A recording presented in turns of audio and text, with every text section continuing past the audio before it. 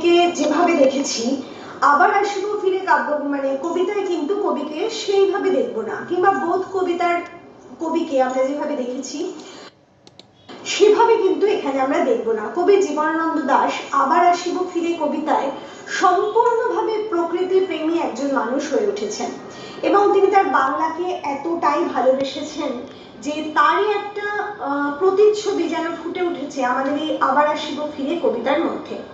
প্রথমেই বলেছি এই আবার আসিব ফিরে কবিতাটা কবির রূপসী বাংলা কাব্যগ্রন্থের অন্তর্গত। এই রূপসী বাংলা কাব্যগ্রন্থে কবি তার বাংলা অর্থাৎ তার জন্মভূমির প্রতি প্রচন্ড একটা শ্রদ্ধা জ্ঞাপন করেছেন এবং সেই শ্রদ্ধার সাথে সাথে কবি কণ্ঠে যেন ধ্বনিত হয়েছে এই বাংলার প্রতি, এই বাংলার প্রকৃতির প্রতি একটা অপার্থিব ভালোবাসা, মানে একটা সাংঘাতিক ভালোবাসা, যে ভালোবাসা কবিকে যেন মৃত্যুর মুখে ঠেলে দিয়েও আবার বারে বারে জন্মগ্রহণ করার জন্য মানে আহ্বান জানায়। আমরা এখানে কবিকে এমন ভাবে দেখব যেখানে কবি মৃত্যু পরবর্তী পরজন্মে বিশ্বাসী। আবার আসিব ফিরে কবিতায় কবি সেই জন্মের কথাই যেন বারবার বলেছেন, অর্থাৎ মানুষের মৃত্যু অমোঘ, চিরনিশ্চিত, মানুষ জন্ম নিলে একদিন মরতেই হবে তাকে। সেই মধুসূদনের কথাই বলতে হয়, জন্মিলে মরিতে হবে, অমর কে কোথা পাবে, চিরস্থির কবিনীর হায়রে জীবন নদে। কিন্তু কবি জীবনানন্দ দাশ এই সত্যকে জানেন, এই সত্যকে মানেন, এই সত্যকে তিনি অ্যাকসেপ্ট করেছেন, এই সত্যকে তিনি গ্রহণ করেছেন, কিন্তু তবুও তিনি আর এক সত্যকে উপলব্ধি করেছেন তার মনের মধ্যে। সেটা হলো তিনি সবসময় ভেবেছেন যে পরের জন্ম আছে, এই জন্মই শেষ নয়, পরজন্মেও বোধহয় তিনি আবার নতুন করে এই বাংলায় মানে বাংলাতেই ফিরে আসবে জন্মগ্রহণ করেছিলেন, যেটা তৎকালীন সময়ে একসাথে ছিল, ভারতবর্ষ তখনও ভাগ হয়নি, সেই কারণে একসাথেই ছিল।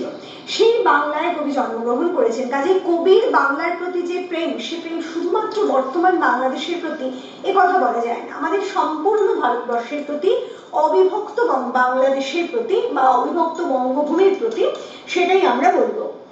আর আসিব ফিরে ধানসিঁড়িটির তীরে এই বাংলায়, হয়তো মানুষ নয়, হয়তো বা শঙ্খচিল শালিখের বেশে, হয়তো ভোরের কাক হয়ে এই কার্তিকের নবান্নের দেশে, কুয়াশার বুকে ভেসে একদিন আসিব এই কাঁঠাল ছায়ায়। অর্থাৎ কবিতার প্রথম ছত্রেই আমরা দেখছি কবি মৃত্যুর পরবর্তী নবজন্মের কথা বলেছেন। কবি বলতে চাইছেন যে কবির মৃত্যু নিশ্চিত, কবি জানেন, কিন্তু কবি পরজন্ম লাভ করতে চান এবং সেই জন্মে কবি আবার ফিরে আসতে চান এই বঙ্গভূমিতেই। কবি নতুন ভাবে এই বঙ্গভূমিতে নতুন রূপে জন্মগ্রহণ করতে চান। কবি জানেন না তার নবজন্ম কি রূপে হবে, তাই তিনি হয়তো শব্দটার ব্যবহার করেছেন। তোমরা যারা ফিরে ধানসিঁড়িটির তীরে, ধানসিঁড়ি একটা নদীর নাম, কিন্তু এই ধানসিঁড়ি নদীটা আমাদের ভারতবর্ষের বঙ্গভূমিতে নেই, এটা আসামের একটা ছোট নদী। তাহলে সচরাচর প্রশ্ন আসে আমাদের মনে, তাহলে কবি ধানসিঁড়ি নামটা কেন তার কবিতায় ব্যবহার করলেন? আসলে কবি প্রকৃতি প্রেমী, কবি শুধু বঙ্গভূমির প্রকৃতিকেই ভালোবাসেন এমন কথা নয়, কবি প্রকৃতিকে ভালোবাসেন। আর তার সাথে এটা কবি বুঝিয়ে দিয়েছেন যে বঙ্গভূমির প্রকৃতির মধ্যে কবি যে কিছু মানে যা কিছু খুঁজে পেয়েছেন তা হয়তো অন্য কোথাও আর খুঁজে পাননি। বঙ্গভূমির প্রকৃতি কবির জীবনের সাথে যেন ওতপ্রোতভাবে জড়িয়ে আছে। সেই ভালোবাসা জ্ঞাপন করতে গিয়ে কবি ধানসিঁড়ি শব্দটাকে চয়ন করেছেন। হয়তো কবির এটা একটা প্রিয় শব্দ, যে শব্দটার প্রতি কবির ভালোবাসা গেছে। অথবা আমরা এমন ভাবেও দেখতে পারি যে আমাদের বঙ্গভূমি বা তৎকালীন সম্পূর্ণ ভারতবর্ষই একটা শস্য ক্ষেত্র, মানে আমরা তো জানি আমাদের ভারতবর্ষ শস্যের দেশ, এখানে প্রচুর পরিমাণ শস্য উৎপন্ন হয় এবং সেই অর্থে দেখতে গেলে আমাদের ভারতবর্ষকে ধানসিঁড়ি বলা যেতেই পারে। মানে এখানে যেন ধান্য ক্ষেত্র, একটা ধানের সমারোহ যাকে বলা যায়।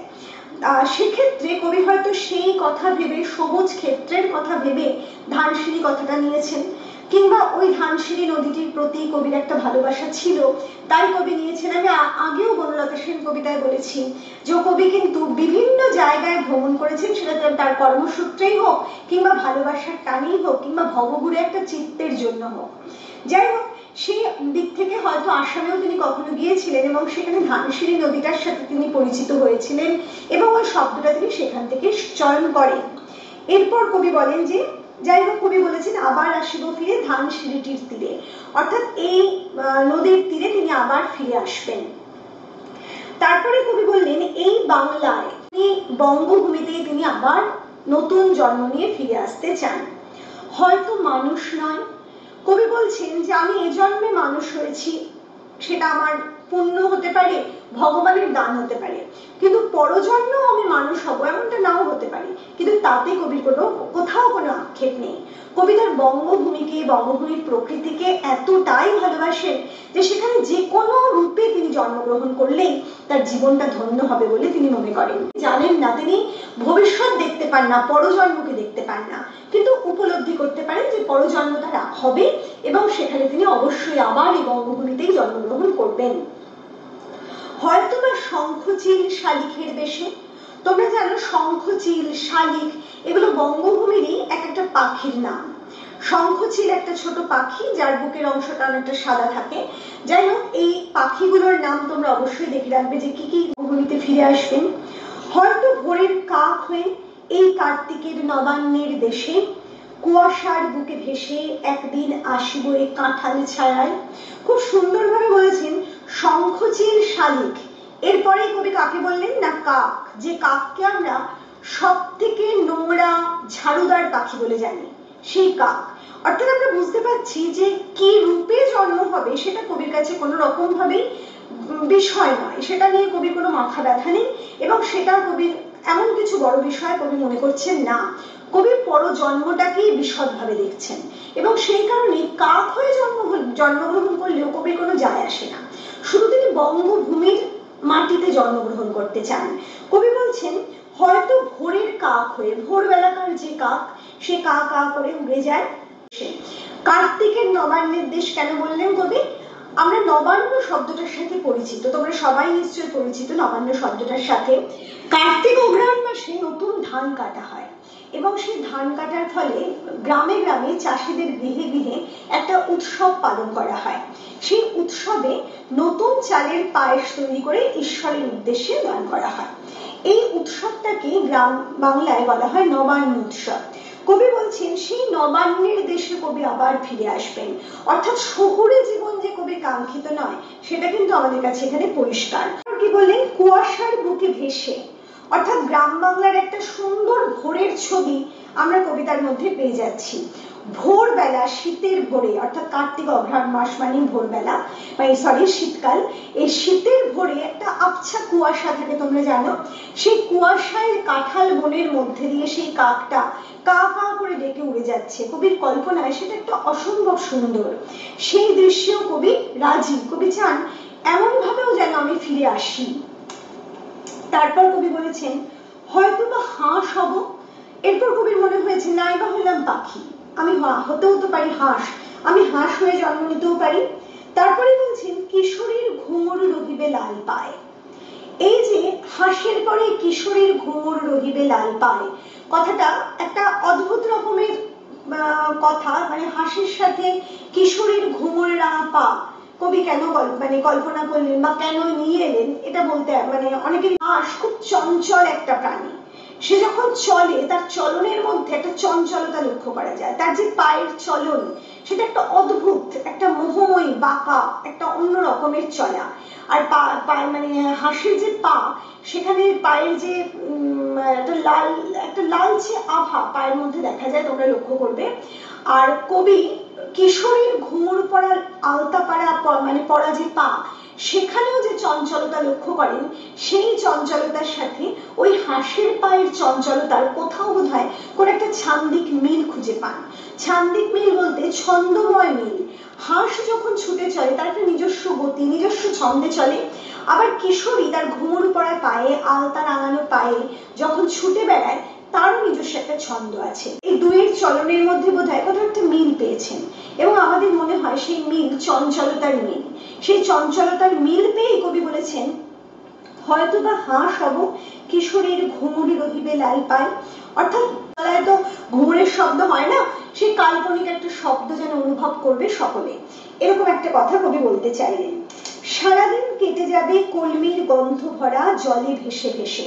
আমরা জানি গ্রাম বাংলায় পুকুর, নদী, খাল, বিলের কোনো অভাব নেই, তাই কবি বলছেন যে যে জলাভূমি, সেই জলাভূমির মধ্যে বাংলার একটা সহজলভ্য শাক হচ্ছে কলমি শাক, যেটা প্রচুর পরিমাণে আমাদের বাংলাদেশে দেখতে পাওয়া যায়। আমাদের অবিভক্ত বাংলাদেশকে আমি বলছি, বারবার স্মরণ করাচ্ছি যে অবিভক্ত বাংলাদেশ অর্থাৎ সম্পূর্ণ ভারতবর্ষের কথা আমি বলছি।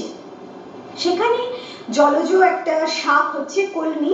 সেই কলমির গন্ধ ভরা জলে সাঁতার দিতে দিতে কবির দিন কেটে যাবে যদি তিনি হাঁস হয়ে জন্মগ্রহণ করেন।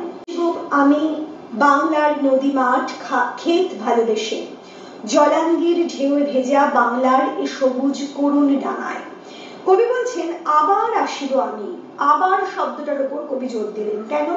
কবি আবার আসতে চাইছেন, বারে বারে আসতে চাইছেন। পরজন্ম, আবার জন্ম, বারে বারে কবি জন্ম নিতে চাইছেন। কবি জানেন জন্মের পর মৃত্যু আসবে, মৃত্যুর পর আবার জন্ম হবে, এবং সেই নবজন্মে নবরূপে কবি আবার ফিরে আসবেন এই বঙ্গভূমিতে, আসতে চাইছেন কবি বঙ্গভূমিতে। কবি কাকে ভালোবাসছেন? বাংলার নদীকে, বাংলার একেবারে ধুধু প্রান্তরকে, অর্থাৎ বাংলার সবুজকে, বাংলার মাঠ ক্ষেত ভালোবেসে, অর্থাৎ সবুজ ধান্য ক্ষেত্র বা ফসলের ক্ষেত্রকে। বলেছেন জলাঙ্গির ঢেউয়ে ভেজা বাংলার এ সবুজ করুণ ডাঙায়। জলাঙ্গি গঙ্গারই একটা শাখা নদী, সেটা আমাদের পশ্চিমবঙ্গের বর্তমান মুর্শিদাবাদের উপর দিয়ে বয়ে গেছে। এই যে জলাঙ্গির ঢেউয়ে ভেজা বাংলায় বলতে গিয়ে কবি বলেছেন এ সবুজ করুণ ডাঙায়। সবুজ কেন তা আমরা বারে বারে বুঝতে পারছি, আগেও বলেছি এখনো বলছি, শস্য শ্যামলা বঙ্গভূমিকে কল্পনা করেই কবি সবুজ শব্দটা ব্যবহার করেছেন। কিন্তু করুণ কেন, মানে করুণ ডাঙা কেন কবি এটা বললেন? আমরা দেখছি জলাঙ্গি নদীটার সাথে মুর্শিদাবাদ নামটা জড়িয়ে আছে, এবং আমরা ভেবে নিতেই পারি এই মুর্শিদাবাদের যে একটা ঐতিহাসিক কাহিনী আমরা জানি, যে সম্রাট সিরাজদৌল্লার যে ঘটনা, সেই সিরাজদৌল্লার সাথে বিশ্বাসঘাতকতা করেছিল মির্জাফর। তোমরা সবাই সেই ঐতিহাসিক ঘটনার সাথে পরিচিত। সেই মির্জাফরের বিশ্বাসঘাতকতায় সিরাজকে কিভাবে ইংরেজের কবলিত হতে হয়েছিল, ইংরেজদের দ্বারা পরাস্ত হতে হয়েছিল, সেই কাহিনীকে কবিগুলো স্মরণ করেই এই মুর্শিদাবাদের জলঙ্গির ডাঙাকে করুণ ডাঙা বলেছেন। কারণ তোমরা যদি এখানে একটা গল্প উঠে আসে যে যখন ইংরেজরা মুর্শিদাবাদ দখল করে নেয়, তখন সিরাজ তার বেগমকে নিয়ে পালাচ্ছিলেন, মানে তিনি সাধারণ মানুষের বেশে ওই জলাঙ্গির ঘাটে নদী পার হয়ে পালাতে এসেছিলেন সেখানে। কিন্তু সেই মাঝির চোখে পড়ে যায় সিরাজের পায়ের জুতো, নাগড়া জুতো, যে জুতোটা সাধারণ মানুষের নয়, সেটা একেবারে সিরাজদৌল্লার জুতোই স্বাভাবিকভাবে বোঝা যায়। এবং সেই জুতো দেখে সেই নাবিক শনাক্ত করে, যে নাবিক মানে সেই নৌকার মাঝি শনাক্ত করে ফেলে সিরাজকে, এবং খবর চলে যায় ইংরেজদের কাছে, সিরাজদৌল্লা বন্দী হন। এই যে ইতিহাস, জলাঙ্গির ডাঙার যে ইতিহাস, সেই ইতিহাসকে সম্ভবত কবি এখানে প্রশ্রয় দিয়েছেন, এবং সেই কথাকে অনুসরণ করে কবি এইরকম একটা সুন্দর জায়গায় করুণ শব্দটা চয়ন করলেন, এবং করুণ শব্দটা বলে কবি সেই করুণ ঘটনাকেই ব্যাখ্যা করতে চেয়েছেন, এটা আমার মনে হয়। আমরা পরবর্তী স্ট্যান্ডায় চলে যাব। কবির সম্পূর্ণ নিজস্ব ইচ্ছা, মানে কবি কি কি রূপে বাংলায় বা বঙ্গভূমিতে ফিরে আসতে চান। আর পরের স্ট্যান্ডায় যেটা আমরা পাবো, সেটা কিন্তু কবি ওই রূপে ফিরে আসতে চান তা নয়। বহু ছাত্রছাত্রী বারে বারে এটা ভুল করো, আমি সেই জন্য তোমাদের বলে দিচ্ছি, এটা একেবারে ভুল করবে না। যদি তোমাদের প্রশ্ন আসে যে কবি কি কি রূপে ফিরে আসতে চান, তাহলে কিন্তু ফার্স্ট স্ট্যান্ডাটার মধ্যে যা যা পাচ্ছ তাই হবে। আর পরবর্তী স্ট্যান্ডায় যেগুলো আছে সেগুলো কিন্তু কবি তার নতুন রূপে পেতে চেয়েছেন তা নয়, কবি সেগুলোকে ব্যাখ্যা করেছেন বাংলার একটা সৌন্দর্যের চাবিকাঠি হিসাবে। বাংলার সৌন্দর্যের মধ্যে কোন কোন রূপ ধরা পড়ে, সেই রূপগুলোকে ব্যাখ্যা করতে গিয়ে, বর্ণনা করতে গিয়ে কবি কিন্তু এই পরের স্ট্যান্ডাটা আমাদের সামনে তুলে ধরেছেন। আমরা সরাসরি এই স্ট্যান্ডায় চলে যাব।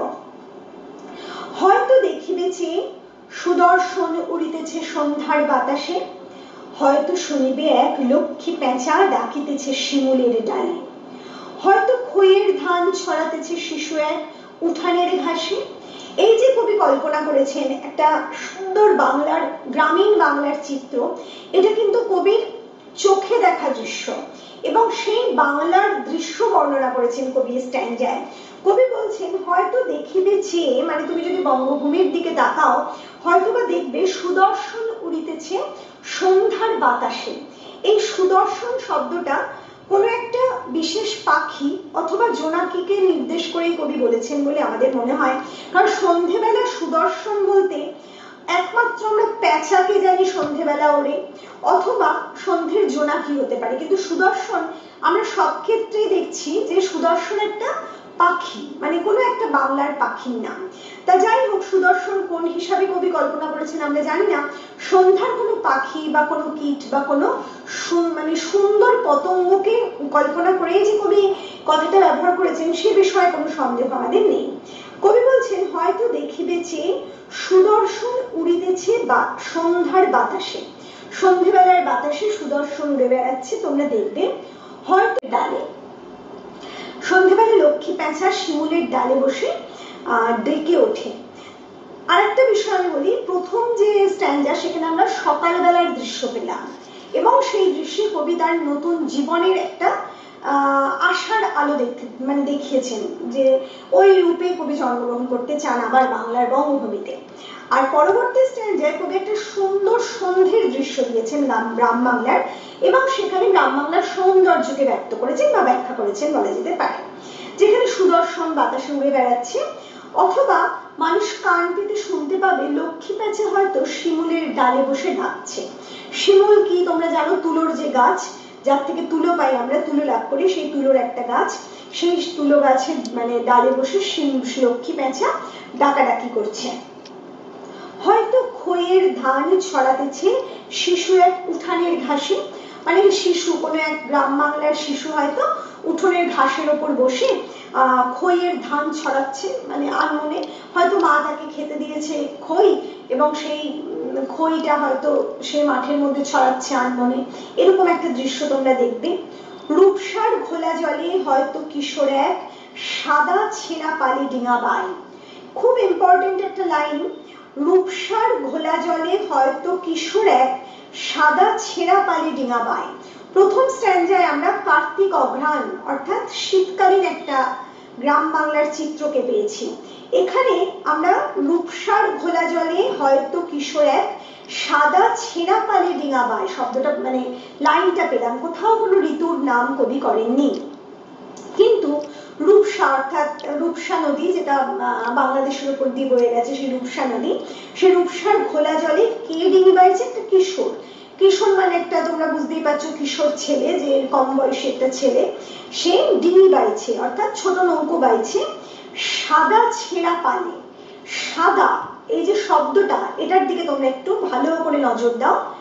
আমরা জানি দন্তেশ্বয়কার দয়াকার সাদা আমরা লিখি যে ধবল, মানে একেবারে সাদা রং অর্থে, কিন্তু এখানে জীবনানন্দ দাশ তালবস্য ব্যবহার করেছেন সাদা। আমরা জানি আবিধানিক দিক থেকে তালবস্য শারদা অর্থাৎ দুর্গা পুজো, মানে দুর্গা ঠাকুরকে শারদা মা বলা হয় তালবস্য, আর দন্তেশ্ব শারদা সেটা সরস্বতীকে বলা হয়, সেটা আবার আলাদা ঋতু। এই যে দুর্গা মা শারদা তার ঋতু কি আমরা জানি শরৎ। কাজেই এই সাদার তালবস্য আমাদের কাছে বিশেষভাবে একটা ইঙ্গিতপূর্ণ শরৎকালীন চিত্র, যার কথা কবি হয়তো এখানে বলতে চেয়েছেন। শরৎকালীন চিত্র কেন উল্লেখ কবি করতে চেয়েছেন সেটা বলি। শরৎকালীন আকাশ খুব সুন্দর, তোমরা জানো একটা নীল আকাশ, তার মধ্যে সাদা সাদা পেঁজা মেঘ, অদ্ভুত একটা সুন্দর দৃশ্য। সেই একটা অবস্থা, মানে একটা সুন্দর আকাশের নিচে তেমন শরৎকালীন মানে পরিবেশে হয়তো রূপসার ঘোলা জলে একটা কিশোর ছেলে তার ছেঁড়া পালে ডিঙি বাইছে। পাল কি তোমরা জানো? নদীতে, সরি, ডিঙিতে যে বড় একটা সাদা মানে কাপড় লাগানো থাকে যেটা নৌকাকে এগিয়ে নিয়ে যেতে সাহায্য করে, সেই পালটাকে সাদা বলে তিনি তালবস্য ব্যবহার করেছেন, অর্থাৎ তিনি শরৎকালীন একটা চিত্রকে সম্ভবত কল্পনা করছেন। এরপর কবি বলেছেন রাঙা মেঘ সাঁতরায়ে অন্ধকারে আসিতেছে নীরে, দেখিবে ধবল বক আমারই পাবে তুমি ইহাদের ভিড়ে। কবি বলছেন বলছেন রাঙা মেঘ সাঁতরায় অন্ধকারে আসিতেছে নীরে। রাঙা মেঘ অর্থাৎ লাল মেঘ। মেঘ কখন লাল হয়ে যায়? দুটো সময় মেঘকে আমরা একটু লাল দেখি। এক হচ্ছে Tired of long videos? আর এক হচ্ছে সূর্যাস্তের সময়। এই যে রাঙা মেঘ সাঁতরায়, পাখিরা নীরে ফিরছে, পাখিরা নীর থেকে বের হয় ভোরবেলা এবং নীরে ফেরে সন্ধেবেলা। কাজে আমরা বুঝে নেব নীরে যখন পাখি ফিরছে, মানে নীর অর্থাৎ পাখি বাসা, পাখি যখন ফিরছে তাহলে নিশ্চয়ই কবি সন্ধেবেলাকেই এখানে ইঙ্গিত করেছেন। এবং সন্ধ্যের যে সূর্য অস্ত যাচ্ছে, মানে একটা অস্তকালীন আকাশ লাল আভা ছড়িয়ে যায়, সেই দৃশ্যকে কবি কল্পনা করেছেন। যে গোধূলি, উষা, তোমরা এই শব্দগুলোর সাথে নিশ্চয়ই পরিচিত। সূর্য ডুবে যাওয়ার পরেও বেশ কিছুক্ষণ সময় তার একটা আভা থেকে যায় আকাশে, একটা লালচে আভা, এবং সেই সময়টার যে একটা রঙিন সুন্দর দৃশ্য তাকে গোধূলি বলা হয়। গোধূলি একটা লগ্নও বটে, তোমরা এটাও জানো। যাই হোক, সেই সময়ে কবি বলছেন হয়তো তোমরা দেখবে ধবল বক অর্থাৎ সাদা বক তার নীরে ফিরছে, তার বাসায় ফিরছে। বলেই কবি বলছেন আমারই পাবে তুমি ইহাদের ভিড়ে।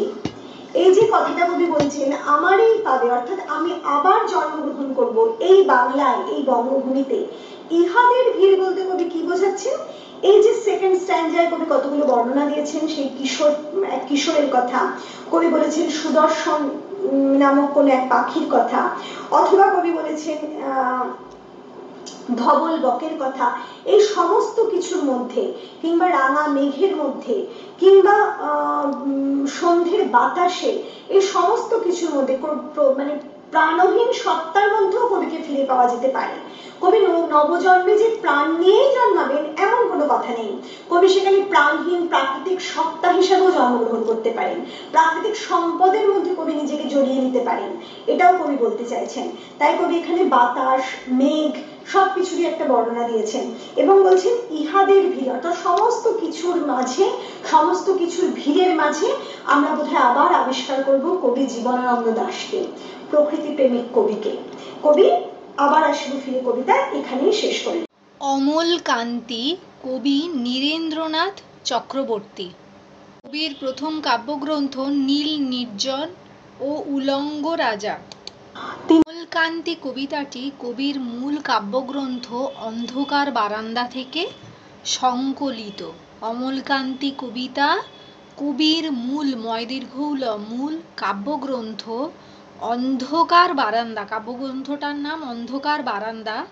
এই কাব্যগ্রন্থ থেকে অমলকান্তি কবিতাটি সংকলিত। কবির সৃষ্ট একটা কাল্পনিক চরিত্র। এখানে অমলকান্তিকে কবি তার বাল্য বন্ধু হিসাবে আমাদের সামনে উপস্থাপন করেছেন, কিন্তু আমাদের যেন মনে হয় কোথাও আমরা অমলকান্তির মধ্যে কবির নিজস্ব কল্পনার একটা প্রকাশ পাই। অমলকান্তি একটি কল্পনা প্রবণ কিশোর। কবি স্বয়ং ধরা দেন অমলকান্তির রূপ নিয়ে, কারণ তিনিও কল্পনা প্রবণ। অমলকান্তি আমার বন্ধু, স্কুলে আমরা একসঙ্গে পড়তাম। তার মানে অমলকান্তির পরিচয় কবি কি দিলেন, বা অমলকান্তি কে? না, অমলকান্তি হচ্ছেন কবির বাল্য বন্ধু বা কবির ছোটবেলাকার সহপাঠী। রোজ দেরি করে ক্লাসে আসতো, পড়া পারতো না। শব্দরূপ জিজ্ঞেস করলে এমন অবাক হয়ে জানলার দিকে তাকিয়ে থাকতো যে দেখে ভারী কষ্ট হতো আমাদের। এখানে প্রশ্ন আসে যে অমলকান্তি কিরকম মানুষ ছিলেন বা অমলকান্তি কেমন ছিল। অমলকান্তি সম্পর্কে কবি কি বলেছেন? অমলকান্তি একটা অদ্ভুত ব্যতিক্রমী চরিত্র, যে চরিত্রকে আমরা গতানুগতিক জীবনে কিন্তু খুব একটা দেখতে পাই না। আমাদের এই নিত্যদিনের চলার পথে আমরা বহু রকমের চরিত্র পাই, আমরা চরিত্রের চিত্রমালা দেখতে পাই, কিন্তু তাদের মধ্যে বেশ কিছু চরিত্র থাকে যারা গতের চরিত্র থেকে, গতানুগতিক জীবন থেকে যেন একটু ভিন্ন ধরনের, যারা ভবঘুরে, যারা বিবাগী মনের যেন একটা প্রতিভু চরিত্র। এহেন একটা চরিত্রই হচ্ছে অমলকান্তি, যে সাধারণ আর পাঁচটা ছেলের মতো নয়, সে একেবারেই যেন একটা ব্যতিক্রমী চরিত্র। করে ক্লাসে আসে, সে পড়া পারে না। তাকে শব্দরূপ যখন জিজ্ঞেস করা হয়, মানে মাস্টারমশাই তাকে যখন শব্দরূপ জিজ্ঞেস করেন, এই শব্দরূপ হচ্ছে সংস্কৃত ভাষার একটা বিশেষ পাঠ, সেই শব্দরূপ সে বলতে পারে না। সে অবাক হয়ে যায়, যেন শব্দরূপ শব্দটাই সে কোনোদিন শোনেনি। সে তখন অবাক হয়ে জানলার বাইরের দিকে তাকিয়ে থাকে। আসলে এই যে সংস্কৃতের শব্দরূপ, এটা অমলকান্তির কাছে যেন একটা নিছক ছাপা অক্ষর, নিছক রসকসহীন একটা ভাব বস্তু। এখানে ঠিক রসদ পায় না অমলকান্তি। এই জীবনে সে যেন অন্য কিছু চায়, সে যেন এই নিয়মের সময়ের থেকে ঊর্ধ্বে, সে যেন এই সময়ের গতের জীবন একেবারে সহ্য করতে পারছে না। তার কাছে সবটাই যেন একটা অধরা লাগছে, সবটাই যেন একটা অচেনা লাগছে, তাই সে অবাক হয়ে যায়। কবি বললেন, দেখে ভারী কষ্ট হতো আমাদের। কাজে বোঝা যাচ্ছে এই অমলকান্তি চরিত্রটা, সে পড়া পারতো না, সে দেরি করে স্কুলে আসতো, কিন্তু সে বিদ্যালয়ের সেই লাস্ট বেঞ্চে বসা খারাপ ছেলেটার মতো কিন্তু নয়। একে কিন্তু সকলে ভালোবাসে, সহপাঠীদের কষ্ট হতো তার জন্য। মাস্টারমশাই তাকে বকাবকি করবেন, সে পড়া পারছে না, এটা যেন তাদের সহপাঠীদের কাছে খুব একটা কষ্টের, বেদনাদায়ক ব্যাপার ছিল। আসলে কবি বা তার সহপাঠীরা, মানে অমলকান্তির সহপাঠীরা অমলকান্তিকে বুঝতো, তার মনের খুব কাছাকাছি ছিল একমাত্র বোধহয় সেই বন্ধুরা, সেই জন্যই তাদের কষ্ট হতো। এরপর কি কবি আমাদের কি বললেন, আমরা কেউ মাস্টার হতে চেয়েছিলাম, কেউ ডাক্তার, কেউ উকিল। অমলকান্তি সেসব কিছু হতে চায়নি, সে রোদ্দুর হতে চেয়েছিল। আসলে কি, প্রত্যেক মানুষ একটা নিত্যদিনের রুটিনে বাঁধা থাকে। প্রত্যেক মানুষই ভাবে সে জীবনে অর্থ উপার্জন করবে, সে সংসারে মানে সাংসারিক জীবনে আসবে, সে একটা 8-5 জনের মতো সাধারণ পরিবার ভিত্তিক একটা জীবন কাটাবে, এরকমই সাধারণ মানুষের চাওয়া পাওয়া হয়। কিন্তু অমলকান্তি সেসব থেকে আলাদা। প্রথমেই বলেছি অমলকান্তি একটা ব্যতিক্রমী চরিত্র। এখানে কিন্তু শব্দটা খুব ইম্পর্টেন্ট, যে ব্যতিক্রমী চরিত্র। ব্যতিক্রমী বলতে যা গতের নয়, যা গড্ডলিকা প্রবাহ থেকে একটা আলাদা কিছু। এখানে অমলকান্তি অর্থ, প্রতিপত্তি এ কিছুর মধ্যে তাকে বেঁধে রাখা যায় না। কবি কি বললেন, সে রোদ্দুর হতে চেয়েছিল, ক্ষান্ত বর্ষণ কাকডাকা বিকেলের সেই লাজুক রোদ্দুর, জাম আর জামরুলের পাতায়। ক্ষান্ত বর্ষণ মানে বৃষ্টি শেষ হওয়া, মানে বৃষ্টি শেষ হওয়াকে বলে ক্ষান্ত বর্ষণ। হাসির মতন লেগে থাকে। খুব সুন্দরভাবে কবি বুঝিয়ে দিয়েছেন অমলকান্তির চাওয়া পাওয়াকে। কি না, ক্ষান্ত বর্ষণ কাকডাকা বিকেলের সেই লাজুক রোদ্দুর। ক্ষান্ত বর্ষণ মানে বিকেল বেলা যখন প্রচন্ড বৃষ্টি হয়, আকাশ কালো মেঘে ছেয়ে যায়, বৃষ্টি হয়, এবং সেই বৃষ্টির পর যখন হঠাৎ এক ঝলক রোদ উঠে পড়ে আকাশে, আকাশ আবার আলোকিত হয়ে যায়, তখন পাখিরা ডেকে ওঠে। কেন? পাখিদের মধ্যে যেন একটা ভোরের মানে ভোরের ছোঁয়া লাগে।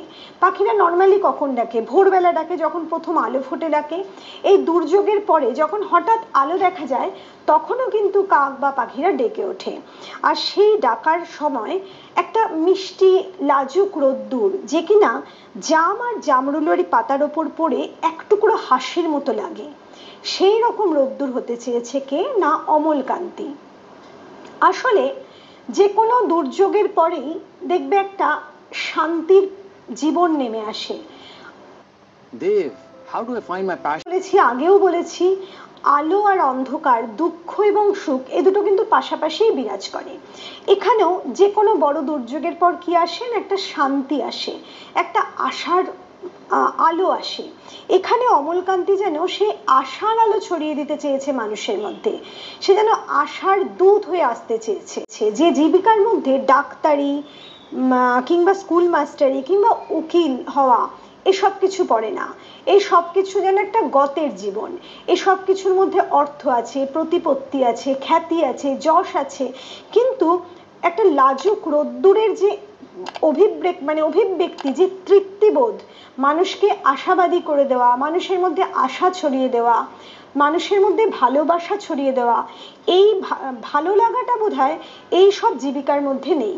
তাই অমলকান্তি চেয়েছে এমন একটা জীবিকা, সকল মানুষকে, এমন একটা জীবিকা অমলকান্তি তার জীবনে চেয়েছে।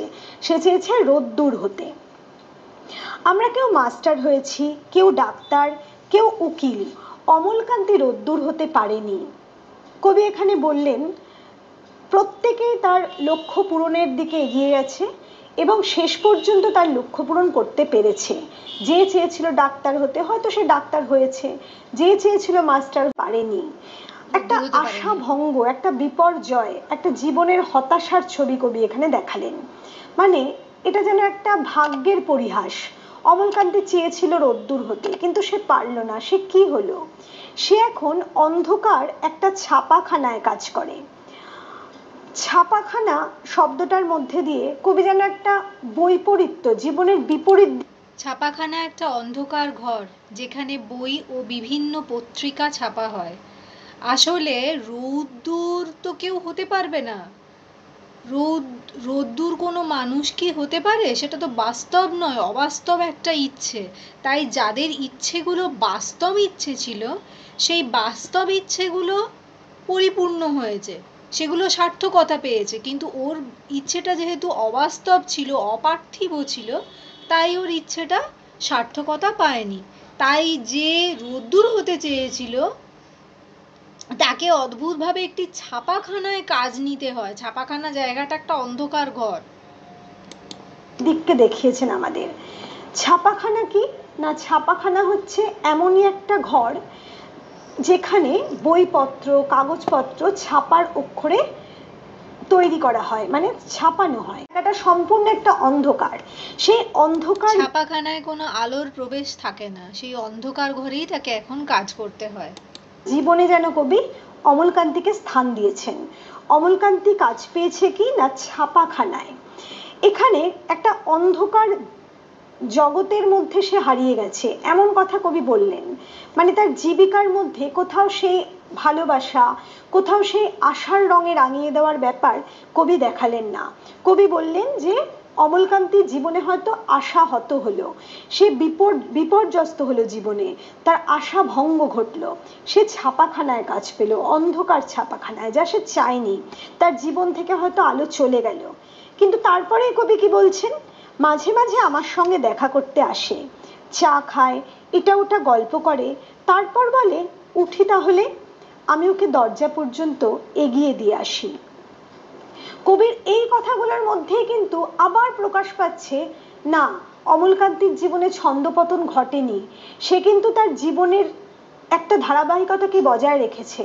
সে চেয়েছিল রোদ্দুর হতে। কেন রোদ্দুর হতে?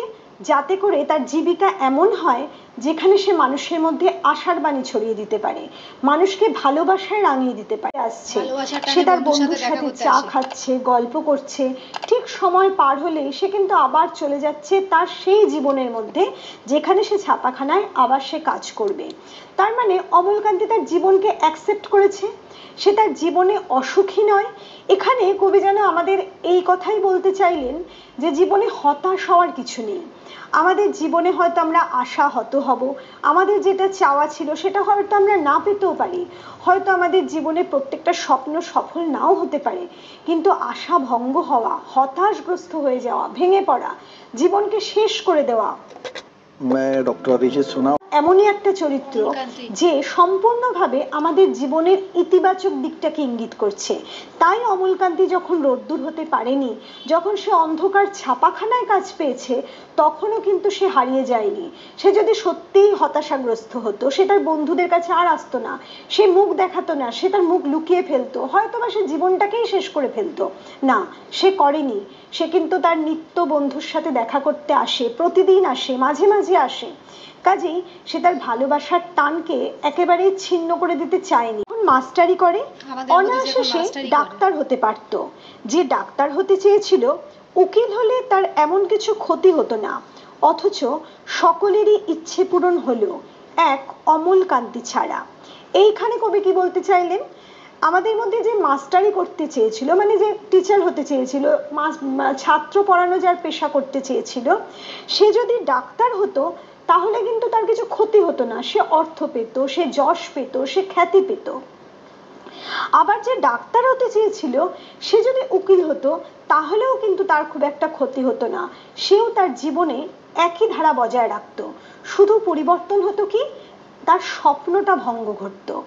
কিন্তু এখানে এমন কিছু হলো, মানে তার কারোর কিছু ক্ষতি হতো না, অথচ সকলেরই ইচ্ছে পূরণ হলো, ক্ষতি তাদের হয়নি, তারা ইচ্ছে পূরণ করতে পেরেছে, কিন্তু একমাত্র অমলকান্তি তার ইচ্ছে পূরণ করতে পারলো না।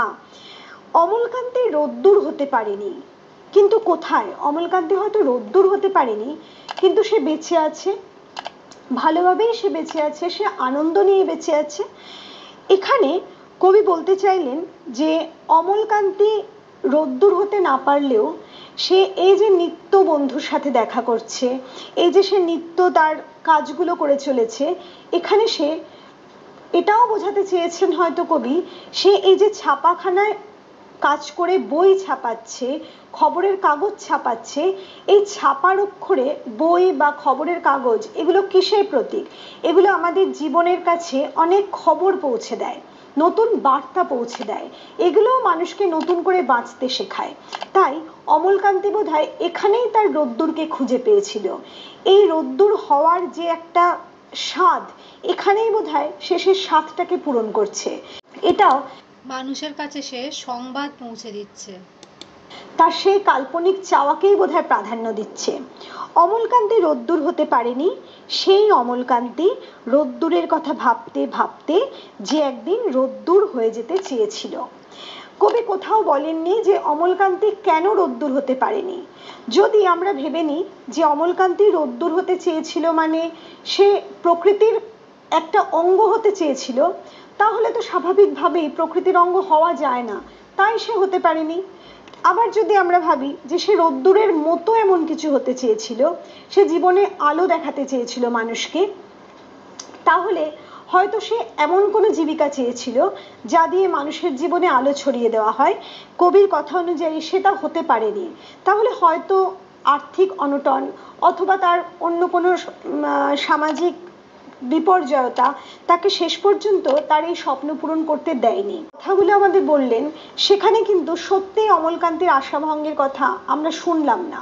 অমলকান্তি কিন্তু হারিয়ে যায়নি, অমলকান্তি বেঁচে আছে, কাজে হয়তো বা তার রোদ্দুর হওয়া হয়নি, হয়তো বা তার সেই অর্থে তার জীবিকা পূরণ হয়নি, তার ইচ্ছে পূরণ হয়নি, কিন্তু অমলকান্তি বেঁচে আছে, অমলকান্তিরা বেঁচে থাকে থেকে একটু আলাদাভাবে বাঁচে।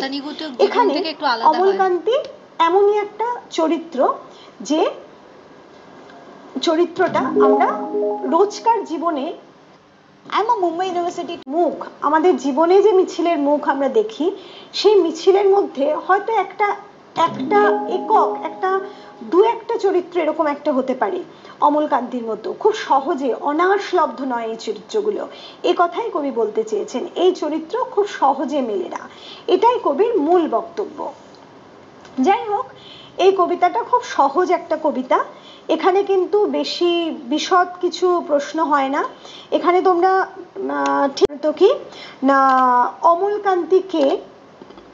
অমলকান্তিকে তোমরা পড়েছো, অমলকান্তি কবির বন্ধু সহপাঠী। অমলকান্তি কিরকম, মানে অমলকান্তির কোন পরিচয় কবি দিয়েছেন, অমলকান্তি কেমন ছিল সেটাও তোমরা এখানেই পেয়েছো ফার্স্ট স্ট্যান্জাতেই। অমলকান্তি কেমন ছিল, অমলকান্তি কি হতে চেয়েছিল, অমলকান্তি রোদ্দুর হতে চেয়েছিল, অমলকান্তির বন্ধুরা কি হতে চেয়েছিল, অমলকান্তি রোদ্দুর হতে না পেরে জীবনে কি হয়েছিল, অমলকান্তি জীবনে কি সত্যি তার স্বপ্ন কি পূরণ করতে পেরেছিল। যে কবির মতে অমলকান্তির স্বপ্ন পূরণ হয়নি, সে রোদ্দুর হতে পারেনি, কিন্তু আমাদের মনে হয় কবির আশাভঙ্গ ঘটেনি। যদি তা ঘটতো তাহলে কবি কিন্তু জীবনে এইভাবে তার পুরনো বন্ধুর কাছে ফিরে আসতেন না। তাই আমরা মনে করি অমলকান্তি এমনই একটা চরিত্র যে তার জীবনের সত্যিকারের লক্ষ্যে পৌঁছতে পারুক আর না পারুক, তার জীবনে কিন্তু আশাভঙ্গ ঘটেছে বলে সে মনে করেন, সে একটা ইতিবাচক জীবনে বিশ্বাসী। এরকম হলো এক অমলকান্তি ছাড়া এই সকলে কারা, তাদের কি ইচ্ছে পূরণ হয়েছিল। অমলকান্তি সুকান্ত ভট্টাচার্য, সিঁড়ি কবিতা। কবির বিখ্যাত দুটি কাব্যগ্রন্থ মিঠে কড়া আর ঘুম নেই। মিঠে কড়া, ক-ড়-য়-শূন্য-র-আকার, কড়া যাতে রান্না হয়, মিঠে মানে মিষ্টির মিঠে কড়া আর ঘুম নেই, এই দুটো বিখ্যাত কাব্যগ্রন্থ সুকান্ত ভট্টাচার্যের। জীবন্ত প্রতিচ্ছবি, আর কখনোই তার কাব্য বিদ্রোহের বার্তা ইতিহাসের জীবন্ত প্রতিচ্ছবি আমরা দেখতে পেয়েছি তার সব কবিতাতেই। গ্রন্থে কোনো কবিতায় আমরা কল্পনার বিলাসী জগৎকে খুঁজে পাইনি, আমরা বারে বারে খুঁজে পেয়েছি একটা রূঢ় বাস্তবকে। আসলে কবি এমন একটা সময়ে জন্মগ্রহণ করেছেন এবং জীবন কাটিয়েছেন আমাদের এই ভারতবর্ষে, সেই সময় ভারতবর্ষ একেবারে উত্তাল, একদিকে দ্বিতীয় বিশ্বযুদ্ধ, অন্যদিকে দুর্ভিক্ষ, অন্যদিকে সাম্প্রদায়িক দাঙ্গা, সমস্ত দিক থেকে বিচার করতে গেলে সমগ্র ভারতবর্ষ একেবারে টালমাটাল পরিস্থিতির মধ্যে কাটাচ্ছে। আর ঠিক সেই সময় বিচরণ করছেন কবি সুকান্ত ভট্টাচার্য। কবি সুকান্ত ভট্টাচার্যের ছাড়পত্র কাব্যগ্রন্থের অন্তর্গত সিঁড়ি। আবার আমাদের সেই ধন বৈষম্য, আমাদের সমাজের দুই শ্রেণীর মানুষ এবং সেখান থেকে উত্তরণের একটা ইঙ্গিত বা উত্তরণের একটা আশা, সে কথাই আবার কবি সুকান্ত ভট্টাচার্য এনেছে, আস্তে আস্তে প্রকাশিত হয়েছে। আমাদের আজকের কবিতা কবি সুকান্ত ভট্টাচার্যের ছাড়পত্র কাব্যগ্রন্থের অন্তর্গত সিঁড়ি। তাহলে চলো আমরা সরাসরি চলে যাই আমাদের মূল বিষয়বস্তু। আবার আমাদের সেই ধন বৈষম্য, আমাদের সমাজের দুই শ্রেণীর মানুষ এবং সেখান থেকে উত্তরণের একটা ইঙ্গিত বা উত্তরণের একটা আশা, সে কথাই আবার কবি সুকান্ত ভট্টাচার্য এনেছেন তার সিঁড়ি কবিতায়, কিন্তু একটু অন্য রূপে, অন্যভাবে। তোমরা এর আগে কুলিমজুর কবিতায় পেয়েছো সেই শ্রমজীবী মানুষের কথা, সেই উত্তরণের কথা, সেই একটা অন্য স্বপ্ন দেখার কথাই কবি বলেছেন সেখানে। তাছাড়া রবীন্দ্রনাথের বহু কবিতা, বহু নাটক, বহু উপন্যাস, সমস্ত জায়গায় তোমরা এই ধরনের বহু কিছু পেয়েছো। সিঁড়ি, আমরা সিঁড়ি, তোমরা আমাদের মারিয়ে প্রতিদিন অনেক উঁচুতে উঠে যাও, তারপর ফিরেও তাকাও না পিছনের দিকে। তোমাদের পদধূলি ধন্য আমাদের বুক, পদাঘাতে ক্ষত বিক্ষত হয়ে যায় প্রতিদিন। এখানে দুটো রূপ আমরা দেখব, একটা হচ্ছে আমরা আর একটা হচ্ছে তোমরা। এই দুটো রূপ কবি এখানে দেখিয়েছেন।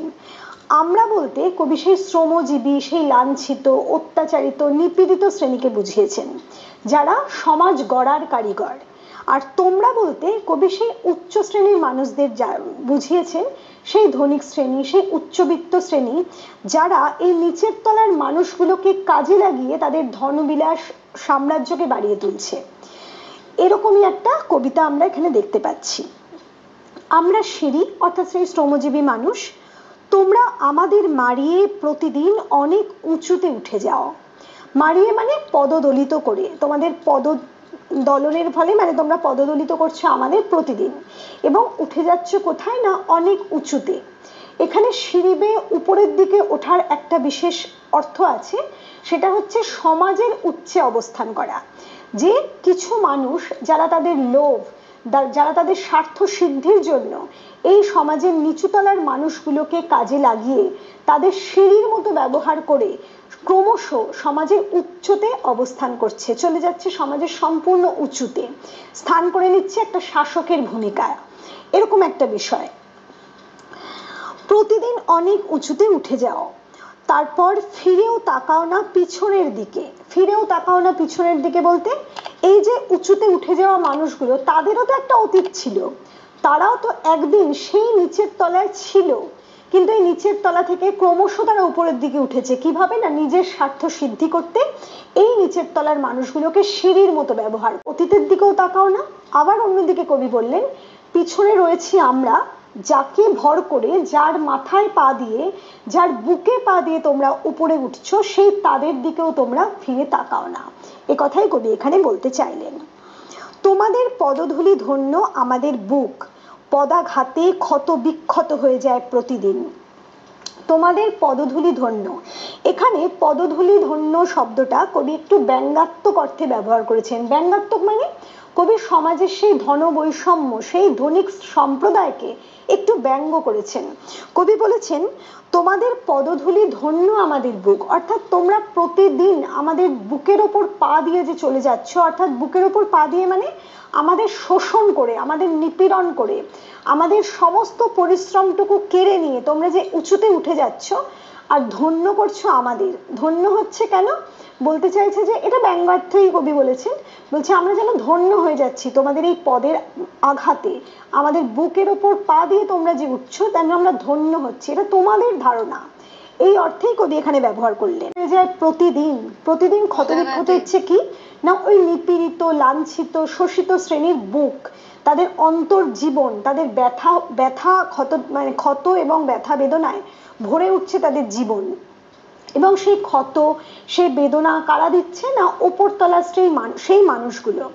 তোমরা সবাই জানো সেই পুরোনো দিন থেকে একটা জমিদারি প্রথা আমাদের দেশে ছিল, এবং যে সময় দাঁড়িয়ে কবি কবিতাটা লিখছেন সেই সময় সবেমাত্র জমিদারি প্রথাটা চলে যেতে বসেছে, কিন্তু জমিদারি প্রথার পরিবর্তে এসেছে কালোবাজারি মুনাফাভোগী এক শ্রেণীর ব্যবসায়ী, তারা চলে যাচ্ছে উপরের শ্রেণীতে, কালোবাজারি করে মুনাফা লাভ করছে এই ছোট ছোট মানুষগুলোকে শোষণ করে।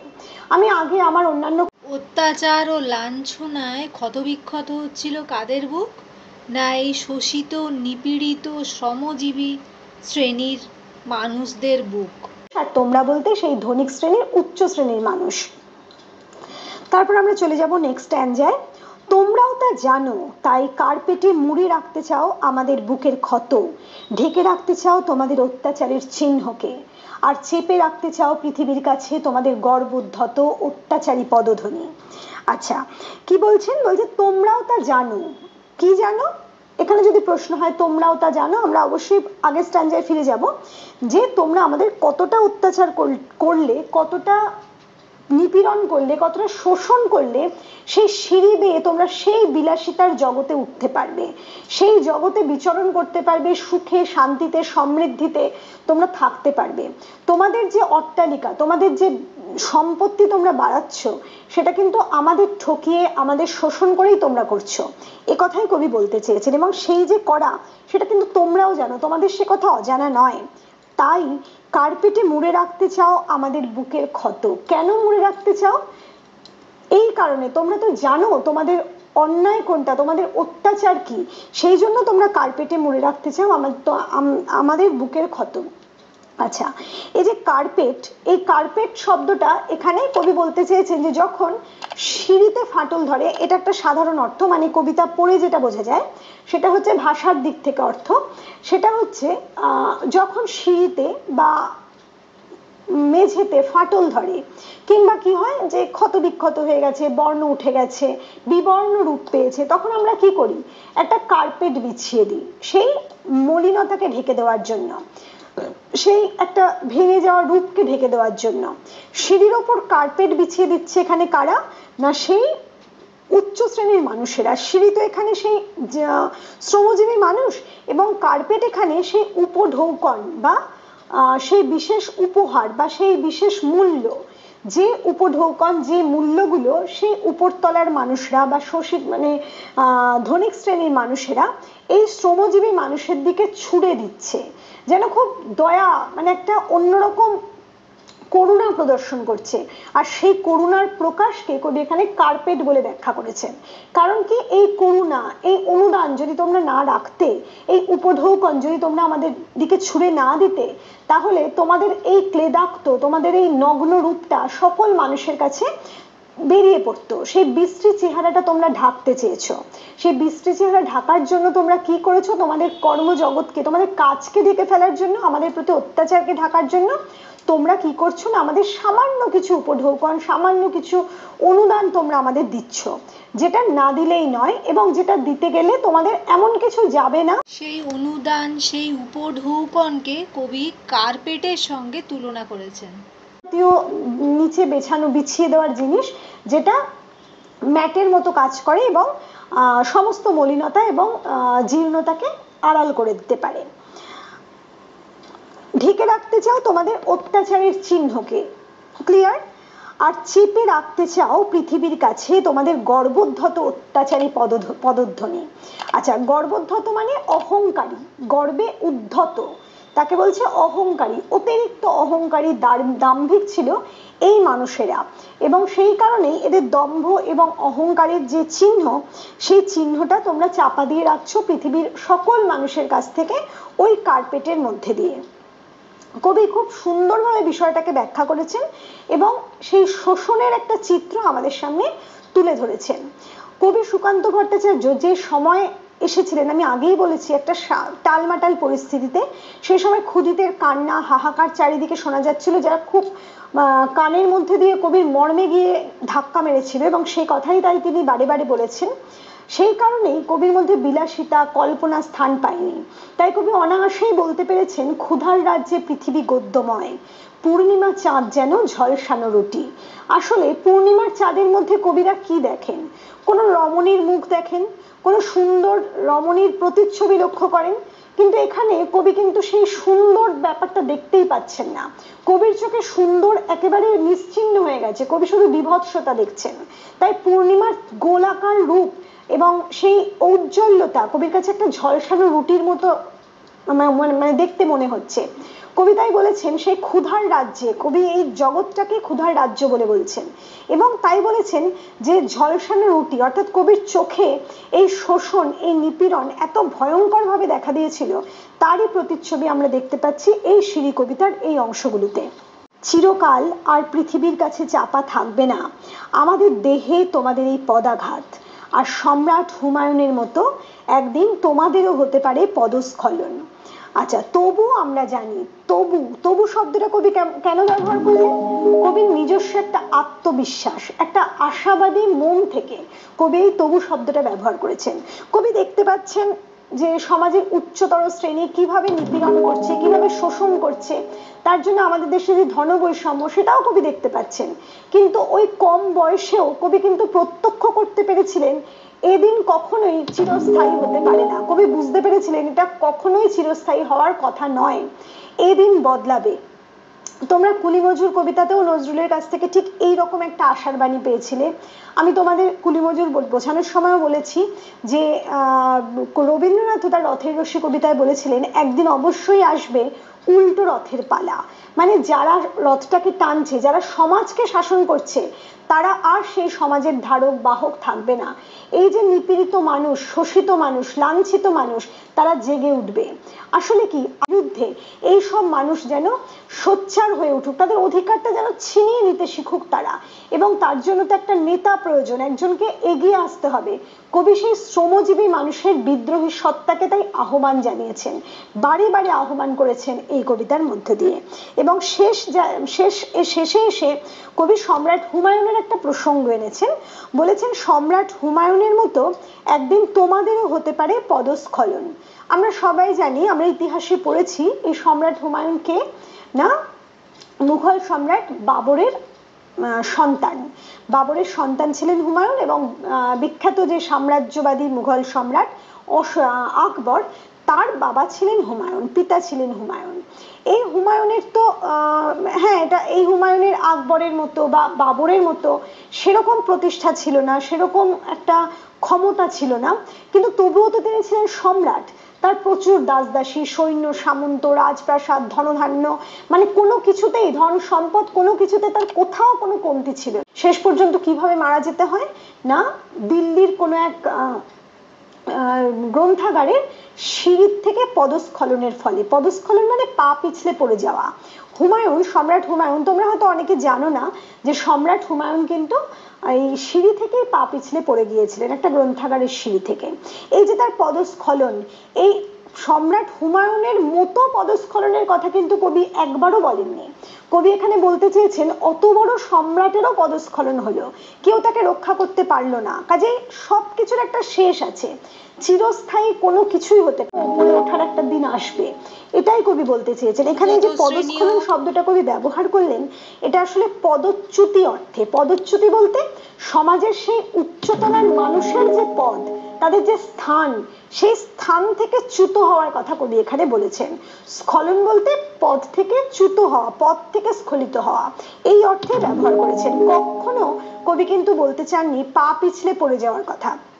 এখানে অর্থটা ঠিক এইভাবেই কবি আমাদের সামনে তুলে ধরতে চেয়েছেন। যাই হোক, তাহলে তোমরা আজকে শিরু দাশগুপ্ত সবাই তোমরা, অমিতাভ দাশগুপ্ত খো খো কবিতাটির নাম। অমিতাভ দাশগুপ্ত একজন আধুনিক কবি। একটা কবিতার শুরুতেই আমরা একটা ছেলে অথবা মেয়ে, বোঝা যায়নি সে ছেলে কিংবা মেয়ে, যার একটা দারিদ্র্যে ঘেরা পরিবারের চিত্রের প্রকাশ আমরা পেলাম। মায়ের সঙ্গে ঠোঙা বানায়, অর্থাৎ গৃহে তার এতটাই দারিদ্রতা, সে এতটাই দরিদ্র পরিবারে জন্মগ্রহণ করেছে যে তাকে মায়ের সঙ্গে ঠোঙা বানাতে হয়। বিকেলে খেলে খো খো, এবং বিকেল বেলা সে এই খো খো খেলাটা খেলে, নিয়মিত খেলে। বনগা থেকে বার্লিনে যায়, সাধ্যি থাকে রোখো।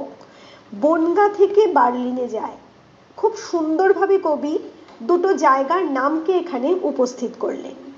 বনগা থেকে বার্লিন, বনগা একটা গ্রামের নাম, উত্তর 24 পরগনার সীমান্তবর্তী অঞ্চলে এই গ্রাম অবস্থিত।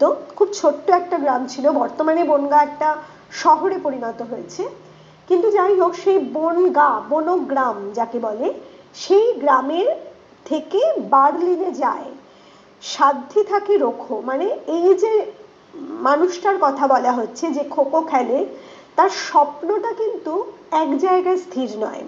সে বনগায় হয়তো জন্মগ্রহণ করেছে, কবিতা পড়ে আমরা তাই অন্তত মানে বুঝতে পারছি, মনে হচ্ছে, আমাদের অনুমান করছি আমরা, কিন্তু তার স্বপ্ন চলে যাচ্ছে বার্লিনে। আমরা জানি বার্লিন জার্মানির একটা জনপ্রিয় শহর, যে শহরে একাধিক অলিম্পিক গেমস অনুষ্ঠিত হয়। যেহেতু একাধিক খেলা এখানে অনুষ্ঠিত হয়, সেই ক্ষেত্রেই হয়তো আমাদের কবি এই নামটাকে এখানে চয়ন করেছেন। বলছে সেই যে খেলুড়ে লড়াকু মেয়ে অথবা ছেলে যার কথা বলা হচ্ছে, তার স্বপ্নটা বনগা থেকে বার্লিনে চলে যাচ্ছে, মানে এতটাই দৃঢ় একাগ্র তার খেলার প্রতি মন। সাধ্যি থাকে রোখো, রোখো মানে থামাও। কবি বলছেন যে তার খেলার প্রতি এতটাই ইন্টারেস্ট, এতটাই মোহ, এতটাই ভালোবাসা, তাকে রোকবার সাধ্য সম্ভবত কারণ নেই। এই যে সাধ্য, এখানে আমরা কি জানি, বেশ ছোট ছোট ছেলেমেয়েরা আমাদের এই সমাজে, প্রত্যেকটা ছেলে মেয়ের মধ্যেই কিন্তু কিছু না কিছু ট্যালেন্ট থাকে, তারা প্রত্যেকেই সম্ভাবনাময়। কেউ বলে না যে অমুক ছেলেটা একেবারে হাদা, অমুক মেয়েটা একেবারে ক্যাবলা, ওর জীবনে কিচ্ছু হবে না, এ কথা কিন্তু ভুল। প্রত্যেক মানুষই কিছু না কিছু ক্ষমতা নিয়ে জন্মায়, এবং কিছু না কিছু বিষয়ের প্রতি তাকে যদি ঠেলে দেওয়া যায়, কিংবা সে যদি নিজের থেকে চলে যায়, মন থেকে চলে যায়, তাহলে সে সেই দিকে কিন্তু অবশ্যই খ্যাতি লাভ করতে পারে। এখানে আমরা কি দেখি, আমাদের সমাজে বহু ছেলে মেয়ে বহু দিকে ট্যালেন্ট থাকা সত্ত্বেও তারা চারপাশের বিভিন্ন সাধ্য নেই যে তাকে ওই খোখো খেলা থেকে বিচ্যুত করে। মানে এই যে খেলুড়ে মেয়েটি বা ছেলেটি, সে কিন্তু এক দৃষ্টি নিয়ে একই লোক, দৃঢ় প্রতিজ্ঞ সে তার লক্ষ্যে পৌঁছবার জন্য। সে এতটাই দৃঢ় চেতা যে তাকে তার লক্ষ্য থেকে চ্যুতি ঘটানো যাবে না, লক্ষ্যচ্যুতি তার হবে না। মেয়ের বাবা সকাল সন্ধে চৌমাথাতে হকার। হকার শব্দের অর্থ কি, যে ফেরি করে। শুধু ফেরি করে না, যে হেঁকে হেঁকে ফেরি করে, মানে ট্রামে বাসে অলিতে গলিতে তোমরা তো দেখেছো, মানে চিৎকার করে হেঁকে ফেরি করে মানুষ বহু জিনিস। এরকমই হকার হচ্ছে মেয়েটির বাবা। সে ফেরিওয়ালা নয়, সে এক জায়গায় দাঁড়িয়ে ফেরি করে, চৌমাথাতে হকার। ছোট বোনটি 5-এ পড়ে, এখনো দাদা বেকার। এই বেকার শব্দটার সাথে তৎকালীন সময়ে খুব মানে যোগাযোগ ছিল। যে সময়ে বসে কবিতাটা লেখা, সেই সময়ে বেকারত্ব মানুষকে গ্রাস করেছিল। ঘরে ঘরে ছেলেরা বেকার, ঘরে ঘরে শিক্ষিত যুবক বেকারত্বের জ্বালা গ্রহণ করছে। কেউ এই পরিবারে একজন বেকার আছে। ছোট বোনটি 5-এ পড়ে, তার মানে এই যে পরিবারের কথা কবি বললেন, এই পরিবারটা একেবারে একেবারে দরিদ্র পরিবার। কারণ ঠোঙা বানায়, বাবা হকারি করে, দাদা বেকার, এরকম একটা ঘরে একটা ছোট্ট মেয়ে কিন্তু আছে যে ক্লাস 5-এ পড়ে। সে কিন্তু পড়াশোনার সঙ্গে যুক্ত, অর্থাৎ কবি বলতে চাইছেন দারিদ্রতা আমাদের জীবনে শিক্ষাকে কিন্তু গ্রাস করতে পারেনি। খো খেলুড়ে মেয়ে লড়ছে এমন লড়াই, তাকে নিয়ে দেশ শুদ্ধ আম জনতার বড়াই। ওই পরিবারেরই এই যে এবার বলছে খোখো খেলুড়ে মেয়ে, আমরা জানতে পারলাম যে একটা খেলুড়ে মেয়ের গল্প এটা, অর্থাৎ সে একজন মেয়ে এবং সে এই লড়াইটা লড়ছে। এই এরকম একটা অভাবক্লিষ্ট পরিবারের মধ্যে জন্মগ্রহণ করেছে, প্রতিদিন থেকে মানে সকাল থেকে রাত পর্যন্ত অভাব তাদের পরিবারকে গ্রাস করেছে, সে বিভিন্ন রকম প্রতিবন্ধকতার মধ্যে থেকে বেড়ে উঠছে, কিন্তু তবুও সে খেলুড়ে লড়াকু মেয়ে, তার মনের মধ্যে একটা লড়াই করার প্রবণতা আছে, যেটা প্রত্যেক মানুষের জীবনে খুব প্রয়োজন। আমি যদি থেকে ওই বিষয়টা না বেরিয়ে যায়, তাহলে কিন্তু সে ওই কাজে অবশ্যই সফলতা লাভ করবে, এটাই কবি বলতে চেয়েছেন। খো খো খেলুড়ে মেয়ে লড়ছে এমন লড়াই, তাকে নিয়ে দেশ শুদ্ধ আম জনতার বড়াই। বড়াই মানে অহংকার, গর্ব। বলছে তাকে নিয়ে দেশ শুদ্ধ আম জনতার বড়াই। আম জনতা মানে হচ্ছে সাধারণ জনতা। এই আম জনতা বলতে দেশের সাধারণ মানুষকে বোঝানো হচ্ছে। বলছে যে এমন একটা দিন আসবে যেদিনকে সমগ্র দেশের আম জনতা এই মেয়েকে নিয়ে লড়াই মানে বড়াই করবে, গর্ব করবে। আজকে হয়তো শুধু ওই অংশে যারা জন্মেছে, মানে ওই মেয়েটা যেখানে জন্মেছে সেখানকার লোক তাকে নিয়ে বড়াই করে, অহংকার করে। কবি একটা আশার কথা এখানে বলেছেন। এর পরের জায়গায় মানে পরের স্ট্যান্ডায় কবি একটু অন্য কথা বলছেন। হাত ঝুমঝুম পা ঝুমঝুম শিয়ার আমের খেলা, খেলতে খেলতে সাঁঝের কোলে গড়িয়ে আসে বেলা। বিকেলে মেয়েটা খো খো খেলে, আমরা আগেই জানতে পেরেছি। সে যখন সারা দিনের পরিশ্রমের পর বিকেল বেলা খেলতে আসে, তখন তার হাত পা ঝুমঝুম করে, অর্থাৎ হাত পায়ে যেন একটা শিথিলতা এসে যায়, একটা ব্যথা তার সর্বশরীরকে গ্রাস করতে চায়। শিয়ার আমের খেলা, শিয়ার আমের খেলা বলতে হয় জাগলিং এর ক্ষেত্রে দুটো হাতকে কনস্ট্যান্ট ওয়েতে কাজে লাগানো হয়, অর্থাৎ দুটো এক জোড়া। আবার শিয়ারাম শব্দটার অর্থ কিন্তু সীতারাম, অর্থাৎ রাম সীতা শব্দ দুটো একে অপরের পরিপূরক। আমরা জানি না কবি ঠিক কি অর্থকে বহন করে আনার জন্য কথাটা লিখেছেন, কাজে আনসার লিখতে গেলে আমাদের সব দিক থেকেই আনসারটা লিখতে হবে। আমরা জানি শিয়ারাম শব্দটা সীতারাম সীতাকে ইন্ডিকেট করছে, কাজে এই যে পরিপূরক, একে অপরের পরিপূরক, সেই অর্থে কবি এই শব্দটাকে